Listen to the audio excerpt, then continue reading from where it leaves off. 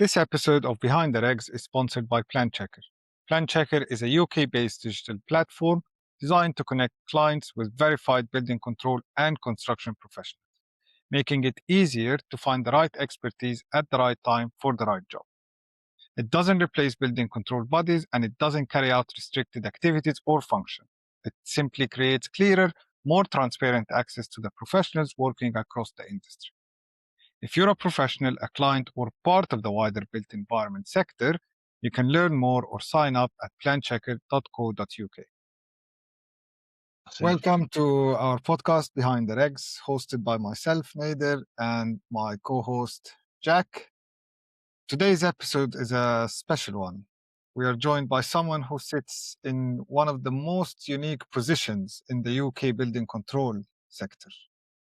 Operating across local authority, registered building control approver, as well as a building control consultancy, and all at CEO level.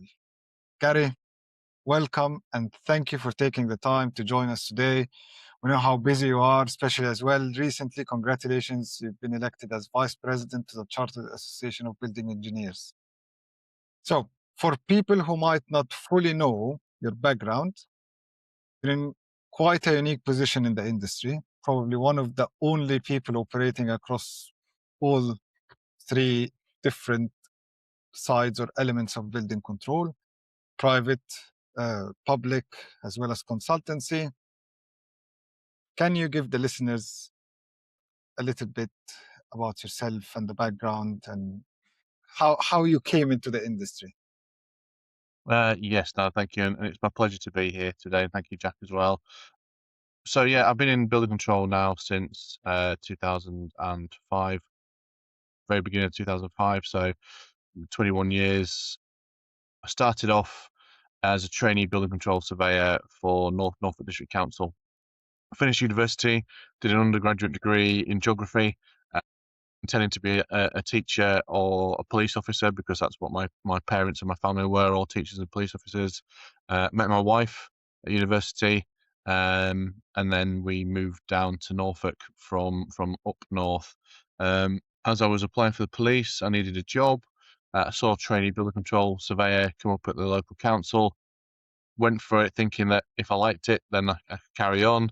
If not, well, I could carry on with the thought of going into the police. But by this stage, education was out of it. So, went for interview, was successful, and as I say, the rest is history.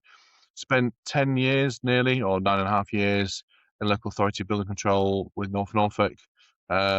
Great, great department. Worked with some fantastic people.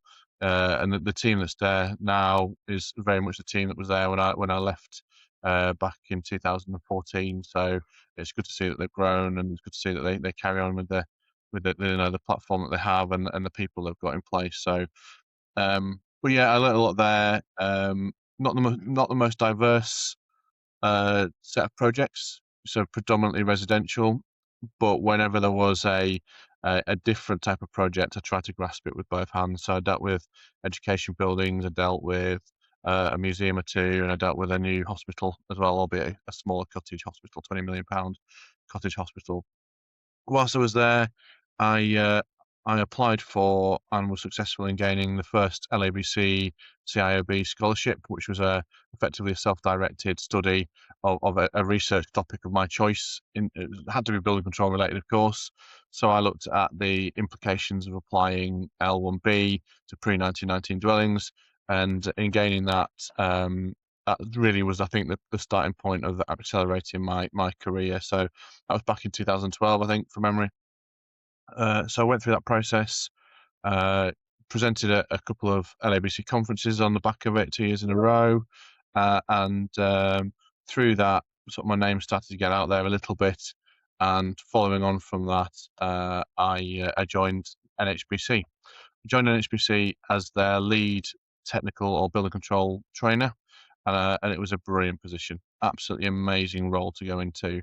And I think that's where I really started to understand my love of legislation and love of what we do in the built environment, because I had, you know, entry level people coming in where I had been just a little under 10 years prior to that, wanted to learn about building control, sat around the table as we discussed what the purpose was of building control and where we were and why we were doing it.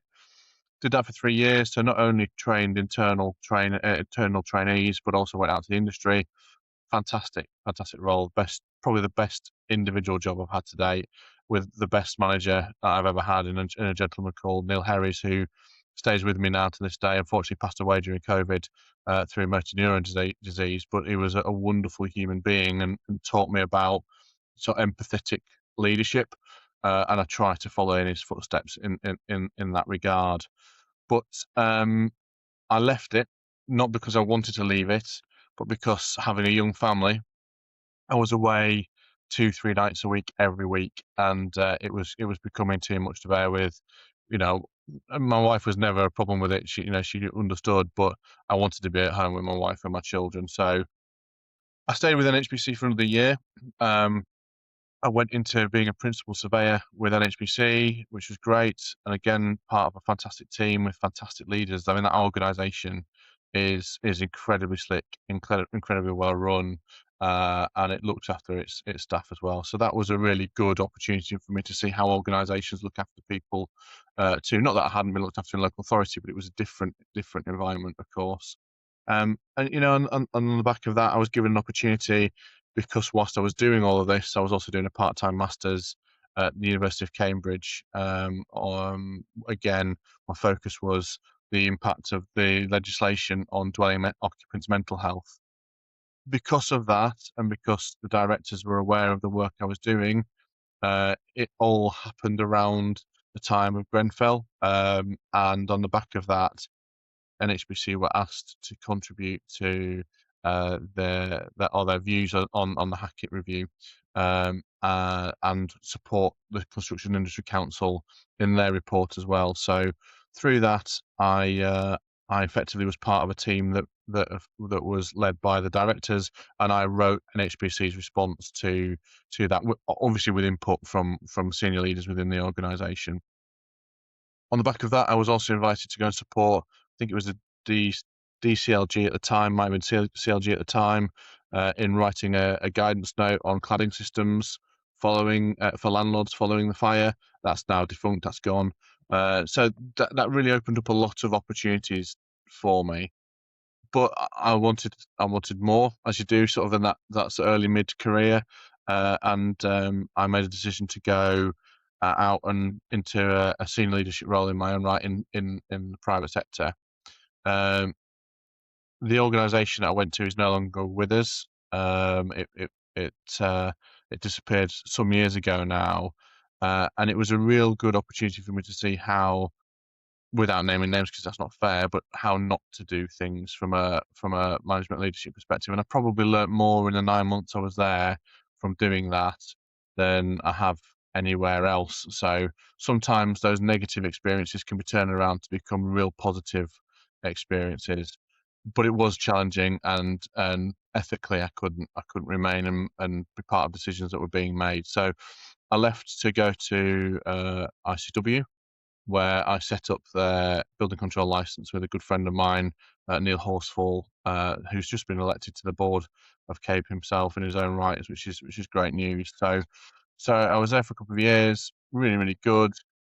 But again, it was one of those organisations which was a really good, strong organisation with a lot of backing within it, but I just didn't feel like it was a right fit for me. Went to Premier Guarantee, was there for 3 years, and probably worked with the best team I'd had up until that point. Really strong technically, really aligned ethically.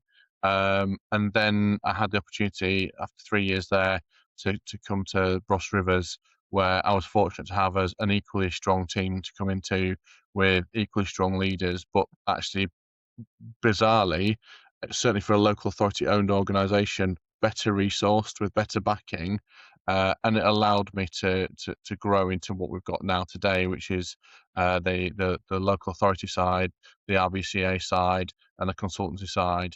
The RBCA side and the local authority side were there when I came, and I added the consultancy side, and was fortunate enough to bring some of the brilliant colleagues I've worked with in the past into the organisation. So we've got a real blend of some of the best and brightest around the country. We've also got a fantastic training scheme, one that I can't take credit for. My predecessor and my current management team set that up. The apprenticeship scheme we've got, it's a real conveyor belt of talent. And what it's meant is that with the changes in legislation that have come into play, we've been able to respond really, really well to the inevitable losses that we've had, not only within the organisation but as a sector, within the sector as a whole, to make sure that we're effectively adequately resourced throughout this transitional period. And it's something I'm really passionate about, is the training side, as you probably can see from a prior training role. So to inherit something like that was really, really exciting. And yeah, it's a great place to work, brilliant people, and I'm really excited for the future of not only this as an organisation, but how this can be scaled or replicated elsewhere. So yeah, that's a potted history of me and where I've got to. Quite an impressive journey, to be fair, Gary. Uh, Lucky, I think timing is everything, isn't it? I've been in the right place at the right time. Uh, it's interesting reflecting on because I thought this was the kind of question that would come up. I have got to the place I've got to on the back of a lot of brilliant people. There's that age-old saying, isn't there, that it takes a village to raise a child. But it similarly in your professional life, there are lots of people that give you the opportunity to step up, and providing that you do those people proud, or you respond to what they need of you, they will keep you in those elevated positions. I've been elevated by so many good people in my career, that I'm incredibly fortunate, and it's something I want to give to my team. It's something I want to give to other people like yourselves within the sector who are trying to do the right thing. So um, yeah. Thanks for giving us a rundown of your career. It is a very interesting journey you've had. With your current position, when did you feel things started turning from more technical to rather a leadership role for yourself? Um, I think I think I sort of started to and in fairness, it is a lose the technical side of things, because I've not been technical proper for some time now. Um, it was probably when I joined Premier Guarantee, was when I really sort of a transition from being a hybrid almost of technical and leadership into pure leadership. Um, so in that respect, I've not been that pure leader for a massive amount of time. It's probably only 5 or 6 years in and of itself. That being said, of course, I've been in semi-leadership roles for the past 10 or 11 years. So, but yeah, I'd say it's the last 5 years where it's been the pure leadership. I mean, I've not been out on site proper on my own for probably for 2 or 3 years. Certainly not since becoming, or since the registered building inspector regime has come into play. Now I miss it. I do miss it. There are days where I yearn to get out on site, especially a lovely spring day like today. I'd love to be out on site and looking down some trenches, or looking at some roofs and bits and pieces. But that's the world I've moved into. It's interesting because reflecting on it, had we known where the industry was going to go and known what opportunities there were going to be on the back of new legislation, I may not have made the same decisions, because I may have been able to be in a position where I got the same benefits, but in a different way. So, but that's life. That's life, isn't it? And I can always transition back if I need to. Was it an intentional move to put yourself in this position, or did it sort of happen naturally when you moved over? It wasn't intentional. I never had the aspiration to be a managing director as I was at ICW, and Premier or CEO as I am here. I knew I wanted to be as a young aspirational building control surveyor at North Norfolk. I wanted to be a principal surveyor. I wanted to be a building control manager, but I never had the aspiration, and I never thought it would be possible for me to get to these types of roles, and they have happened naturally. It's not something I've sought out. It's not something I've gone looking for. when the opportunities have presented themselves, that as I said before, I've been fortunate in that I've been relatively successful in getting in these positions. So, but it's not about me. I know that's quite a trite thing to say. My success is genuinely built on the backs and support of not only those great people I mentioned before, but the people that generally deliver the brilliant work they do on a day-to-day basis. And without them, I wouldn't be in this role. Really wouldn't be in this role. So for moving into a CEO role, what do you think the biggest mindset shift was for you from what you're doing previously to how you're now dealing with things and the practicalities of it? Well, that's a really good question, Jack. I think there's a number of things. So for me, I like to think that I know how a building control professional should operate. And I talk a lot, and I have talked a lot to my team in the past about doing the right thing when no one is watching. So that ethical approach is really key to me. But from that, it's learning not to be rigid as well. And I don't mean from an ethical perspective. I mean, ethically, you absolutely, draw the line. You absolutely stand firm on your position. But it's also a recognition that there's more than one way to do what we do. And for me to try and dictate to people how we should do the job, although that's certainly in part and parcel of it in the first place, not dictation, but to say this is how I think we should do it. But the biggest mindset shift and the biggest learning is listening to those people that are doing the job, because I'm not doing the day job now as I was before, but listening to how the experiences they have, listening to the challenges they have on a day-to-day basis, and being able to meet in the middle whilst maintaining that ethical line. I think that's critical to it. So it's subtle. It's very, very subtle, sort of mind shifts rather than big bang stuff. But it's definitely that teamwork element that comes into play. It's not about me going out and doing my inspections anymore. It's about me giving the tools to my RBIs and my consultants and my admin team and my finance team and my HR team to be able to do their job properly to the best of their ability. So it's there's a lot of focus on those sorts of bits and pieces. How do you even begin to balance that, Gary? Because I genuinely don't think that many people, if anyone, sits in that unique position, like a CEO of 3 different entities that operate in 3 different ways under different legislation as well. So, like, got the local authority side, RBCA side, and the consultancy side. So, it's how do you balance that?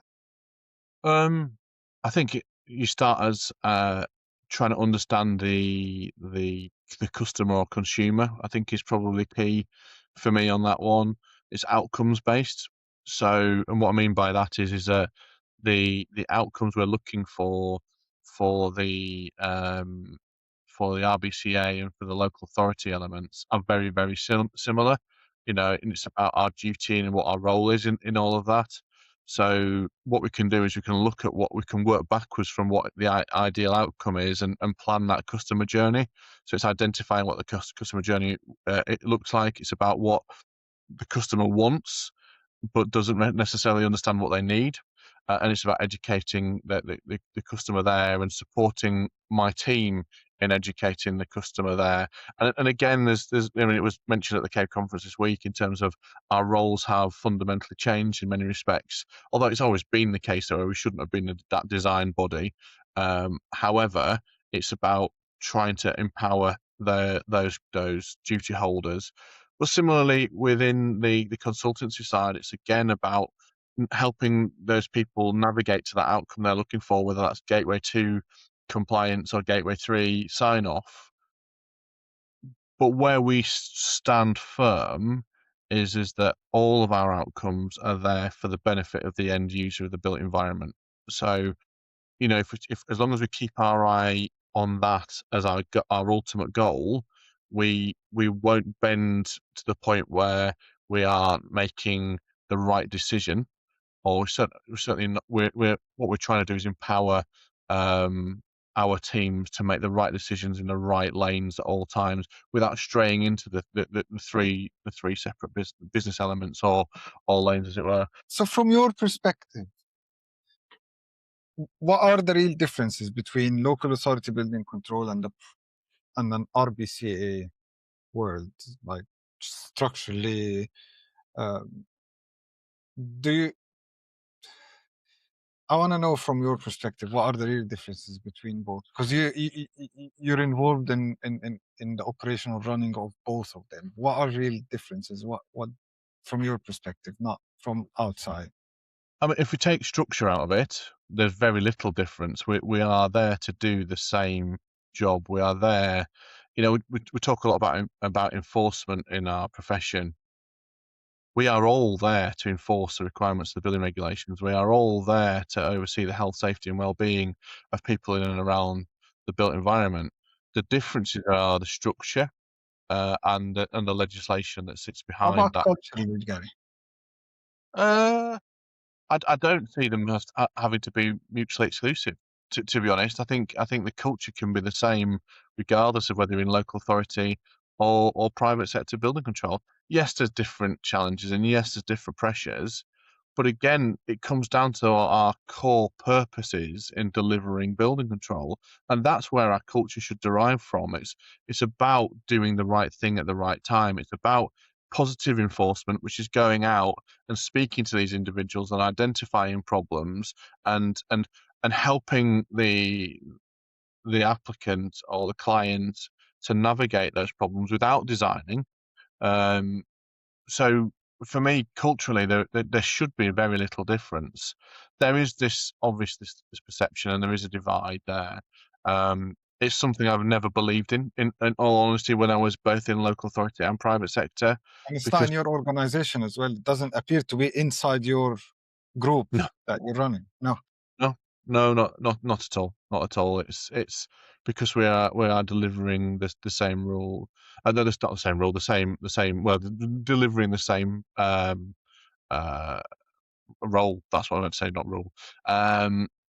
I mean, obviously there are ethical walls in place within the organisation. So within Bross Rivers, Hertfordshire Building Control, and Building Site and BCC, if one of those organisations works on a project, the other two will not work on a project. So if we're offering consultancy on a project, then that's it. That's cut it out from a The other two. building control oversight. Yeah, absolutely.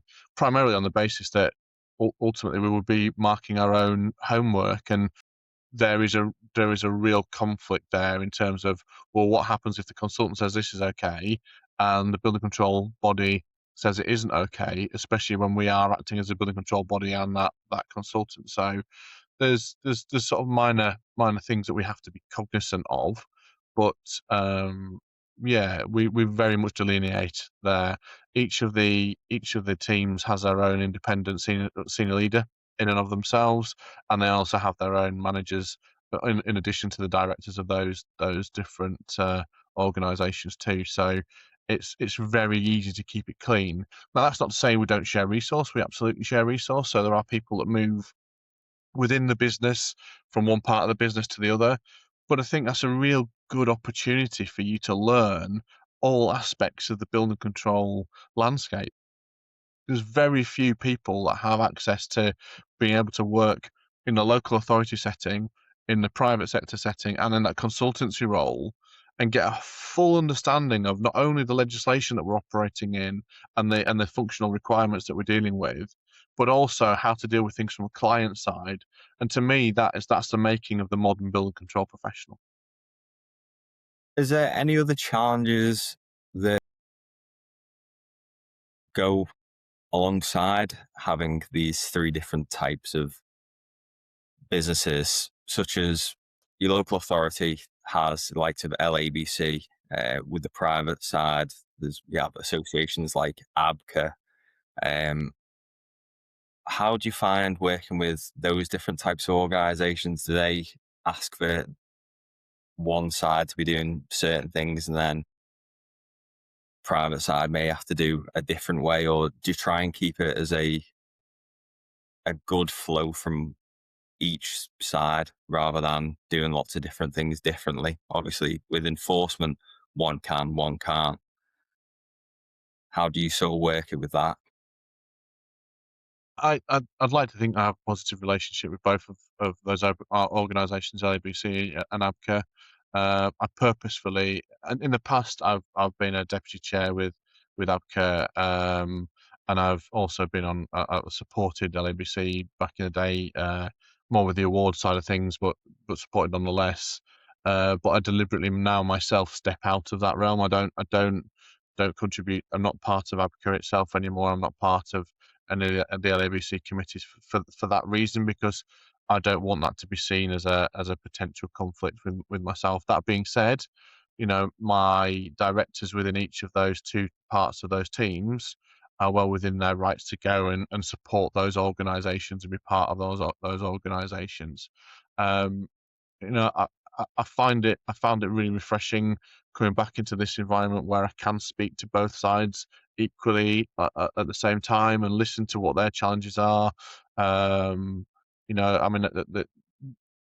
I speak regularly to a chap called Peter Keats from LABC, who is incredibly supportive, really, really good building control professional in his own right.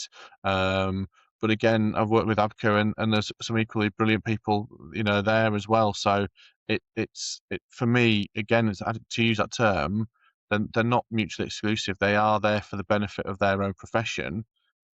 I think that we could do with an organisation somewhere that sits across building control and supports building control as the profession itself. Absolutely, yes, there is that place for that. But in the absence of it, I do think those organisations are looking out for the best interests of their own respective side of the sector. I don't I've not seen any roadblocks myself. Certainly not on a personal level. In what I'm doing and delivering, there are challenges in terms of organisation. Of course, there are. We are wholly local authority owned.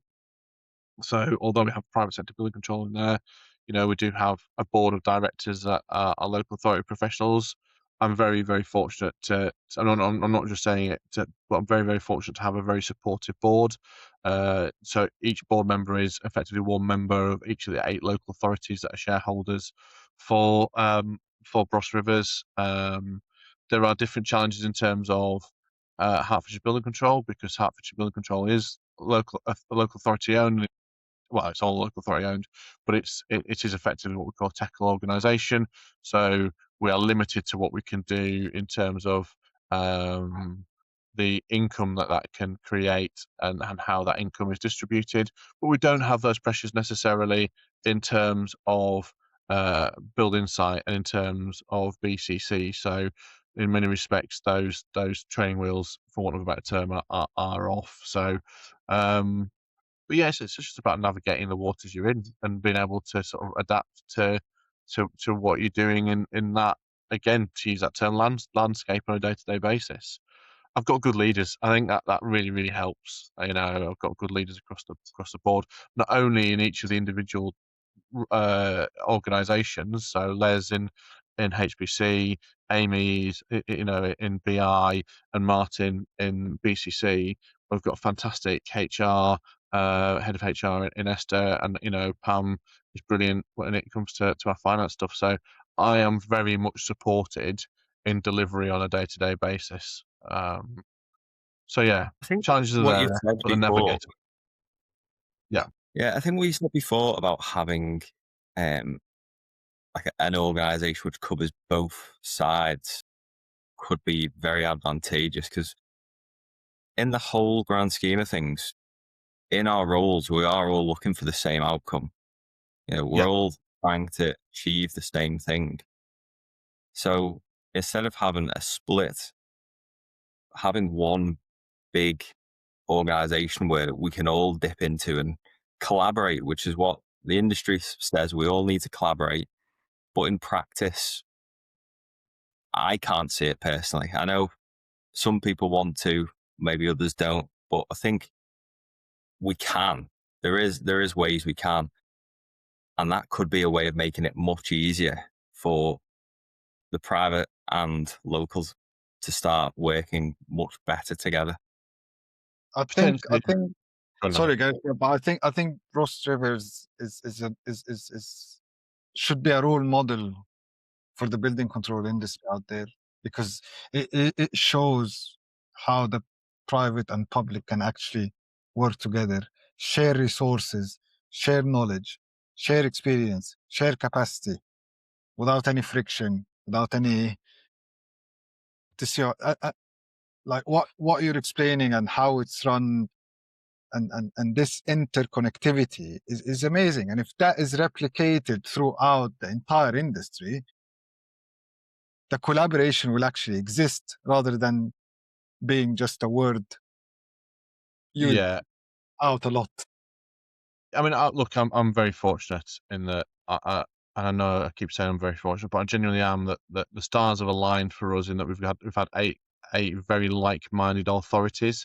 That in itself, to have 8 authorities that are willing to work together, not that local authorities aren't willing to work together, by the way, but that have aligned in terms of we have a problem in terms of building control resource, building control delivery, whatever it may have been 10 years ago when Bros Rivers was formed.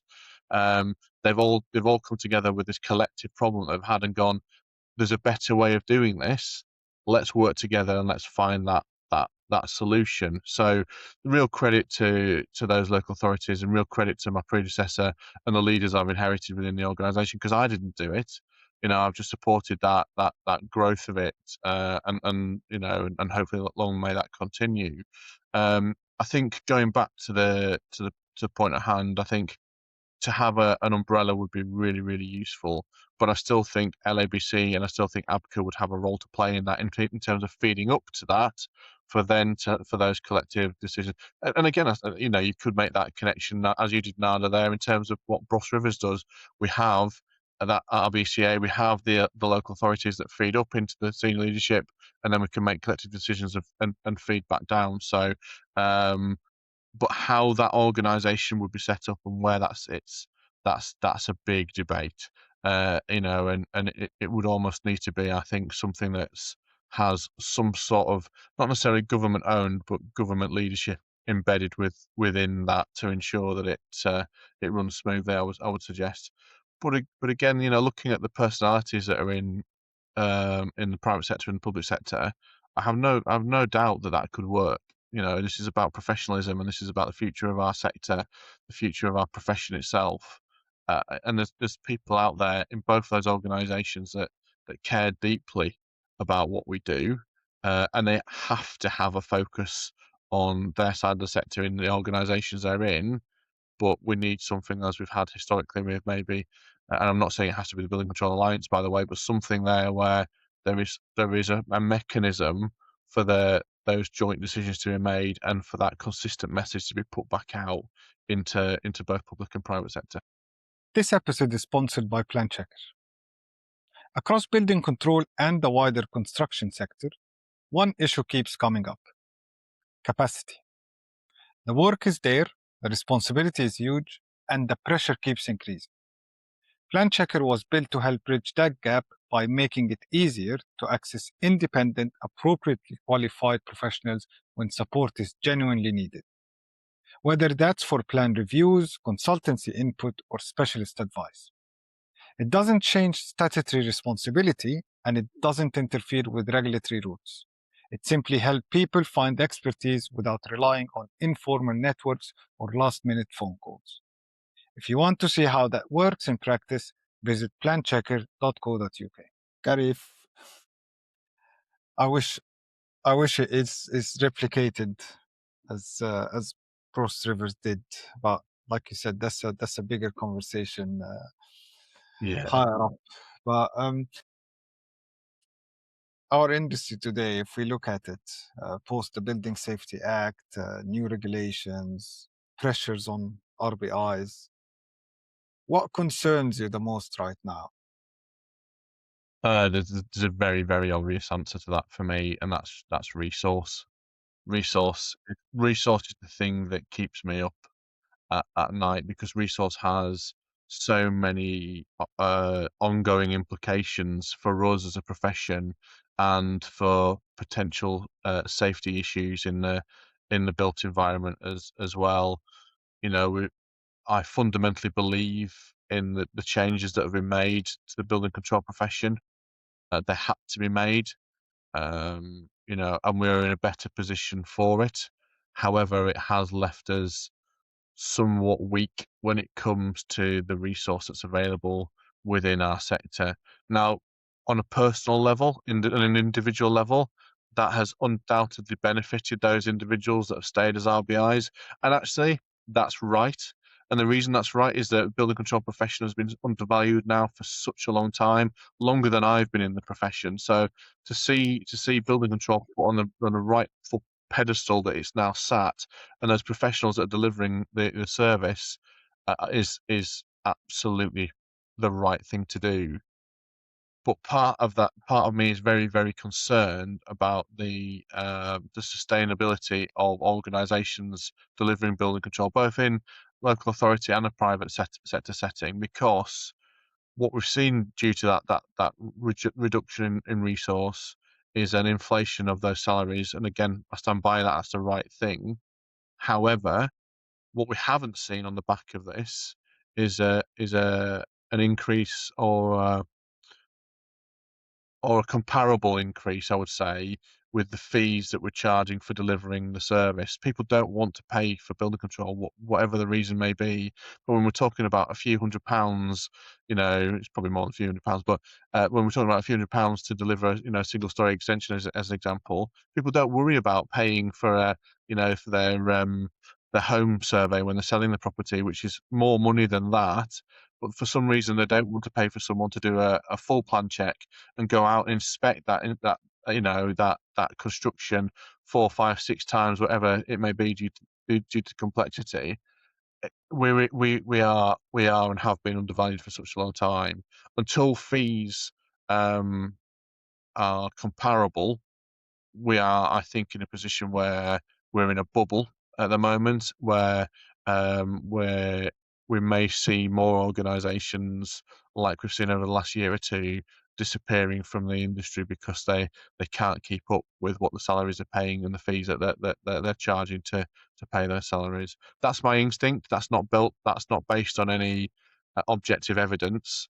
But this is the problem with being in a competitive market as well, is that I think some organisations are afraid to be the first one to move when it comes to fees, regardless of whether that's the right thing to do or not. They're frightened to do it because they know that, or there is a perception, I should say, that their competitors will go, well, we're cheaper than them, so come to us because we can charge them. It should never be about that. It should be about the quality of service we're delivering, first and foremost, because again, we are there we are there effectively as gatekeepers to protect those people in and around the built environment. Yeah. That's Jack's favorite quote, Gary. Is it? Good. Right, it's right too. Making people safe in and around buildings. Sorry, Jack, I said it. To be honest, I go back to my first day in building control. You asked me the question about my journey, and it has been a journey. My first principal surveyor was a man called Martin Waring, and he sat me down on my first day and he said two things to me that have stayed with me for the rest of my career. It's the things that I pass on to my trainees and the people that are coming in when I speak to them. And I know we're absolutely more than this, by the way, but if we were to distill what our importance is and what we do down to a couple of areas, Martin's comments were absolutely spot on. And he said to me, as long as people can get out if there's a fire, or they can get out if the building collapses, you've done your job.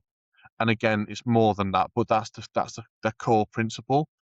And he also said to me, and this is something that stuck from an ethical perspective as well, and he said, if you make a mistake on site or on a plan check, hold your hand up and we will always help you. But the moment you bury it, the moment you try and hide it, is when you'll be in trouble. And that stayed with me. That stayed with me as much as our primary focus has ever since. So, Jack, I fundamentally agree with you. That's a long way of saying I agree with your viewpoint on it. Yeah, it's one of the first things that was told to me as I went to the LABC trainee program. I think Nick Kendall, first thing was keep people safe in their own buildings, and yeah, I was sold immediately from that point. With yourself, personally, I've noticed that you're very accessible. We've had conversations on the phone before we'd even met in person. We had a bit of a chat at the CABE conference, which I was lucky to do because everybody was everywhere catching up with people. So I tried to do that quick before the room was so full. Not many CEOs will take the time out to speak with just anybody. I found that you're quite approachable. Do you think that's quite important as a leader to be approachable, not just for your team, but for the industry in general? I agree with that one as well, by the way. Before you answer, Gary, I do agree with that one. I mean, yeah, thank you for that. For me, it's just the right thing to do. I mean, I've never been afraid of going and speaking to people that I've admired or wanted that piece of advice from. So for me, why would I then in turn, if someone wants to come and ask me a question or speak to me about something, go against what is a fundamental principle of my own in terms of wanting to go and ask and wanting to learn from someone? I'm not saying I've got that much to give, but I do think it's important. I think this is such an important profession in terms of what we do on a day-to-day basis. And if we can't open ourselves up and share our experiences and give each other those experiences in terms of what potentially good looks like and what bad looks like, because again, some of the best experiences I can give to other people are not the positive experiences I've had, and some of the best learning I can give it, examples of bad sites rather than the positive sites as well. So I do think it's important if we're going to grow the profession, we've got to stop looking inwards and we've got to start looking outwards, and we've got to start extolling about why this is a fantastic, such a good profession to be involved in. I mean, how many careers can you say you go and look at one day you're looking at someone's single story extension, the next day you're looking at a new hospital, you're supporting someone with a disabled daughter that doesn't have to carry them up and downstairs anymore because they've got a downstairs bedroom and downstairs washroom, which means that they have dignity now going forward. We're looking at footballers, multi-million pound houses. It's a terrific career, and it's so important what we do. I used to say to the trainees that if you do your job right, no one will ever know you've had anything to do with that project. And that to me, that's a really, really important thing in and of itself, is that it's we don't do it for the plaudits. We do it because it's the right thing to do. But by the same token, going back to your question, Jack, to do that, we've got to pass on that knowledge. We've got to pass on that experience. We've got to pass on what's brilliant about this career, what's brilliant about this profession, to other people. We're here for such a short period of time. We really are, and I know it's quite a trite thing to say. I know I'm pretty much halfway through my career now, and it's gone in the blink of an eye, and it's been an amazing ride so far. And what gets me going now is seeing people on their own journey. Seeing people like Nada doing what he's doing, and I would never have thought about doing that. Seeing you, Jack, start setting up the podcast and doing these things and hearing your name out there, it's amazing. It gives me something to root for. I'm rooting for you to be those next big names in the profession. The likes of the Andy Crooks and the likes of the Diane Marshalls, and so many other people that are the Lorna Stimpsons, the Anna Thompsons. They've got to a position because they've had their journey, and their journey's far from over in the main, by the way. But we've got to bring people along with us, because there comes a point where we're exiting, and we need those other people to come on and do the right thing at the right time as well. So, went on a bit of a ramble there. Sorry about that, but there you go. I think you're right a lot of the people that are doing things in the industry are doing it for the love of the industry, not because they have to, it's because they want to. I think that's what makes this industry a good industry. And the more people want to try doing those things, if, I'm happy to help support people. We know you are. Nate is happy to support people. We all want people to succeed in our industry. I don't think there's anyone I'd want to see anyone's downfall. If someone was struggling, I'm happy to help people. I think that's what is definitely good about the industry. Yeah, yeah. I mean, there's so many good opportunities and so many good people, so many more than I've mentioned, so many more from with that outside of building control that are contributing to building control as well, that that are there to help. And actually, that's one thing I would say: don't just look for that advice and support from people within building control. There's people outside of it. My master's degree that I did was incredible for working with. I mean, the master's I did was. I mean, the clues in the title, it was interdisciplinary design for the built environment. So it was there, sat with the great and the good of people across the built environment, not only in the UK but across the world, that were flying in to do this course.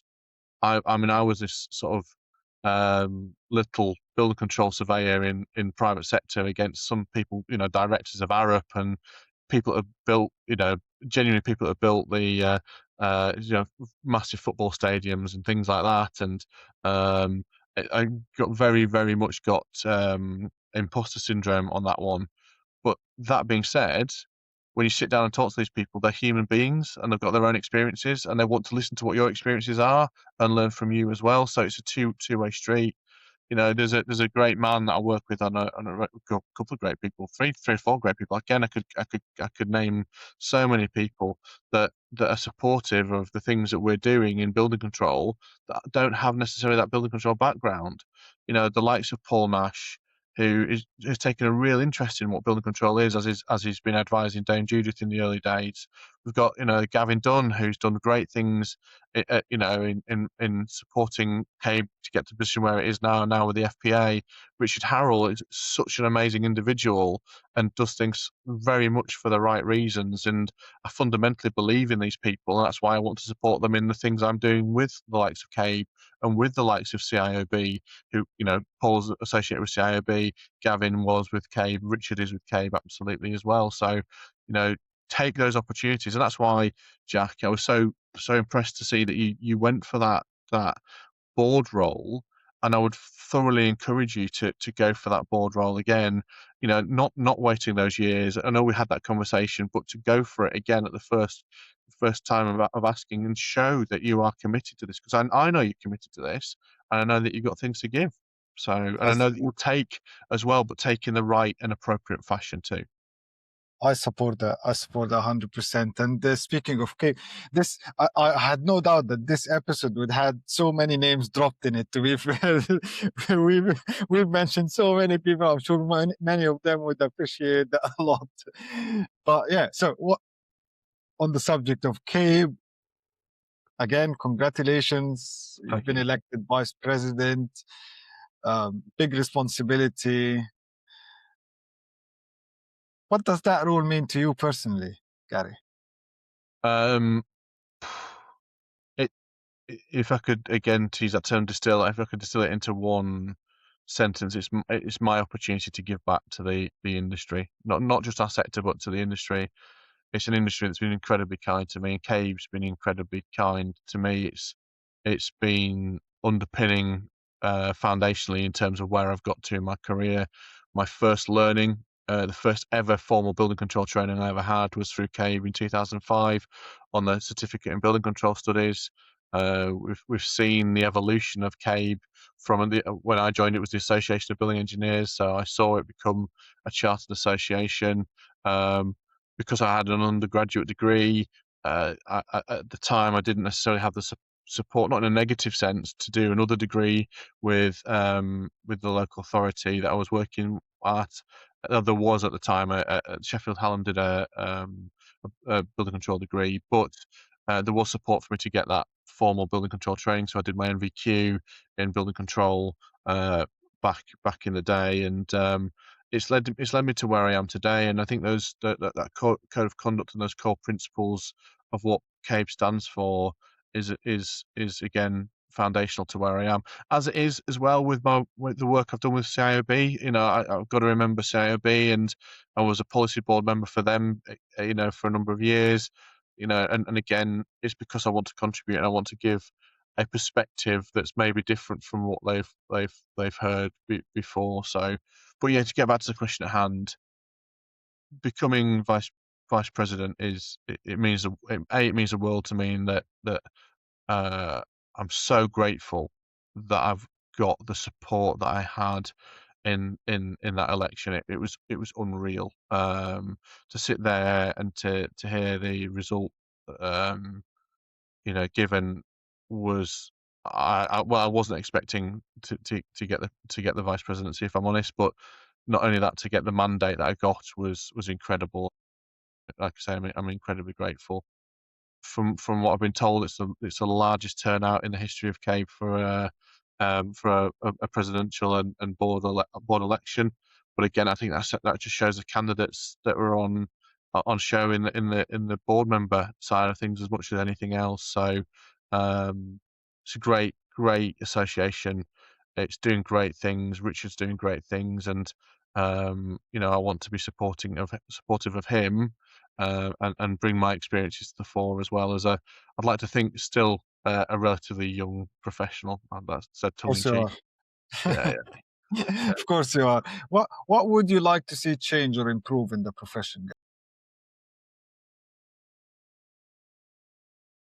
I would like to see, and I think it's coming.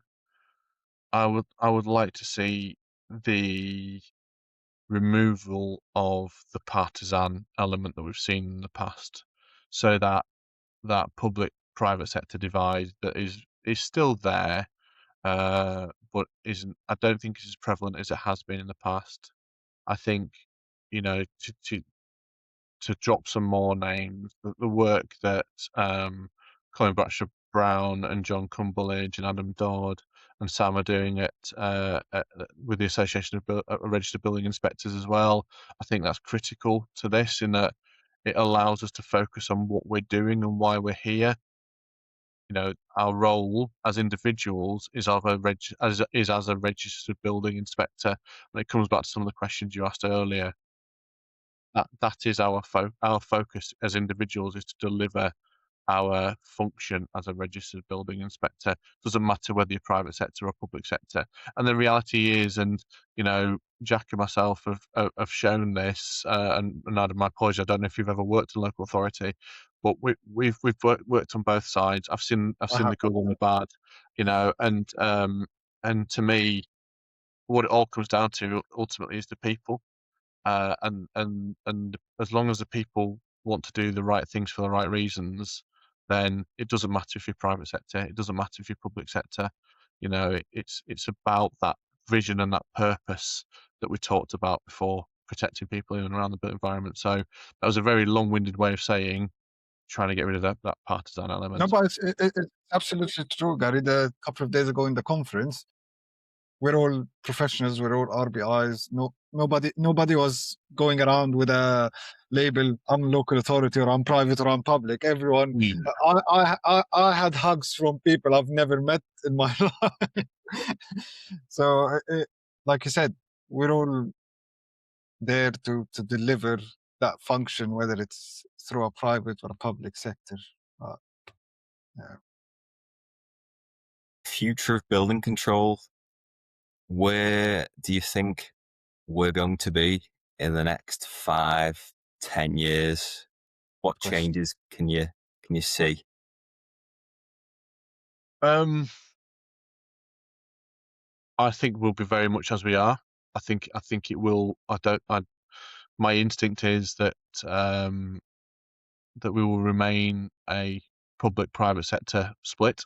Notwithstanding some of the messages that Dame Judith gave at the CABE conference the other day, and that she pretty much suggested at that as well. I think it would be, we do not have the resource in this sector to try and put and not that I'd want to anyway, but to try and put the private sector genie back in the bottle That's not going to happen. It's and I'm not sure that would be appropriate in and of itself anyway. So I think it will be status quo to an extent, but we have to find a solution to make it a more sustainable career option and a more sustainable profession and a more sustainable sector in terms of the churn of the bodies that are moving around and exiting the sector as well. I have real concerns that when it comes to re-registration in a couple of years, that we may see another drop off as we saw, 2 or 3 years ago, and the advent of competency. So we have to find a solution very, very quickly on how we bring in competent professionals to underpin what is a great career and a great profession. If we continue the path that we're going on, it will be, in my eyes, and this is purely subjective, of course, but it's going to be it's a 10-year problem at least. Um, and I don't think we're moving quick enough to solve the problem that we have around resource. I think we need to be. I do think we need to be more creative about how we bring the right people in at the right time.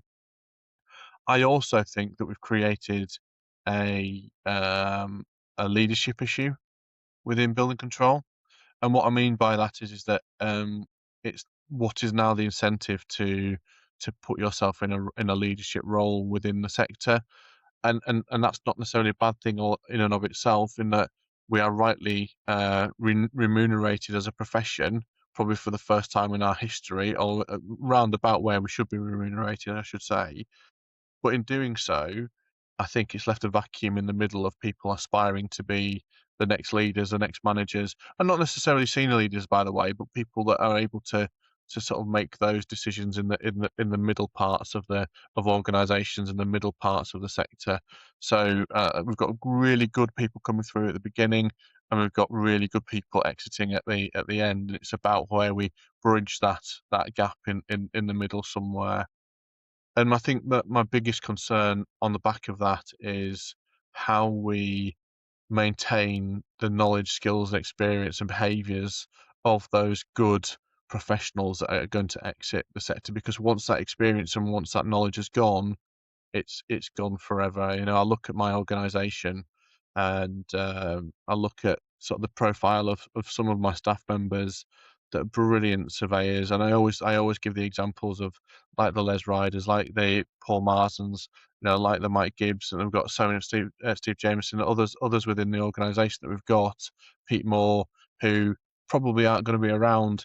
They may be around for the next cycle, but not necessarily the cycle after that, unless we extract that knowledge and pass it on to those people coming through. That knowledge and skill has gone forever, and that would be an absolute travesty. So it's finding a way of doing that. I'd like to think we do that through our trainee scheme, but this is a sector problem. It's not just an us problem. So those are my that's where I see the sort of the main barriers for us as a sector. But I think we'll be here to stay, and rightfully here to stay. And I think, again, we do a great job, but I think we are starting to be valued at the right level for the first time in the history of building control. And it's transitional. I think it's transitional on that basis. Gary, honestly, we we greatly appreciate your time today, and more importantly, your openness, your transparency, the wealth of knowledge and insight throughout this conversation. So, for anyone listening, if there is one thing you'd want them to take away from this conversation, what would it be?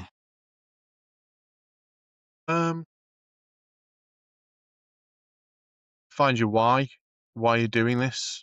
Why do you want to do this? What is your purpose in all of this? That's. I think if we can find our why, it gives us something to hold on to when we're out on site, when we're put in a position where we're having to make difficult decisions, or being put under pressure to make difficult decisions, I should say. Yeah, finding your why. I mean, and apply your own tests as well. I know I talk. It's maybe not the most politically correct, but I often talk about with trainees, applying what we call the granny test, where, you think about your grandparents in buildings and, you're under pressure to sign something off that isn't necessarily quite right. Would you allow your granny to live in that building? If your children were asleep in that building, could they get out if there was an issue? So that's what my why is. It's not only thinking about my granny and my children, it's about thinking about yours. It's about thinking about my neighbours. It's about thinking about the communities that we're dealing with. It's not about, helping the construction industry to line its pockets. It's about doing the right thing when no one's watching, ultimately. Solid finish. Gary, thank you for coming on today. We appreciate you taking the time out. Obviously, we know you're a busy guy with lots of different things on, but like we mentioned earlier, you're approachable guy, nice and friendly, a lot taller than expected, in fairness. Couldn't agree. Just a wee lad from Yorkshire, that's me. Just a wee lad from Yorkshire, so yeah. But thank you very much, Gary, for your time. Honestly, it's been brilliant, and I'm sure we'll have another conversation as an update sometime in the future. It'd be my pleasure. It'd be my pleasure, and I just hope you got out of it what you needed to get out of it. Ultimately, more than we expected, but obviously there's a lot more to talk about, and we cannot cover everything in one session. So hopefully we'll invite you again, and maybe possibly in the future invite you in a combined episode with a few more colleagues. yeah. I love a round table. That's that. So yeah. You're up for a round table, Jack. Yeah. Well, man. Yeah, round tables are always great because, again, this is a learning opportunity for me as well, gents. So the more people we get around the table to discuss these things, I might be able to take something away. And then, just going back to what you were saying earlier in terms of where I've got to my career, is because I've been a bit of a chameleon. I've been able to pick up. Is chameleon the right term? Maybe not the right term, but I've been able to pick up the traits of people I've really admired and run with those traits and their experiences and bits and pieces too. So, Right. Well, Gary, enjoy the rest of the day, and cheers, gents. hopefully we'll speak soon. We Thank you. will absolutely speak soon. Thank Brilliant you to see very you much. both, and great to see you both in person on Wednesday as well, gents. So, and Our sorry pleasure. I didn't save you a seat, Jack. It was I felt really bad when you asked if those seats next to me were free, but they had been taken, unfortunately. No worries. Right. See you later. Thank you. This episode of Behind the Regs is sponsored by Plan Checker. Plan Checker is a UK-based digital platform designed to connect clients with verified building control and construction professionals, making it easier to find the right expertise at the right time for the right job. It doesn't replace building control bodies, and it doesn't carry out restricted activities or functions. It simply creates clearer, more transparent access to the professionals working across the industry. If you're a professional, a client, or part of the wider built environment sector, you can learn more or sign up at planchecker.co.uk.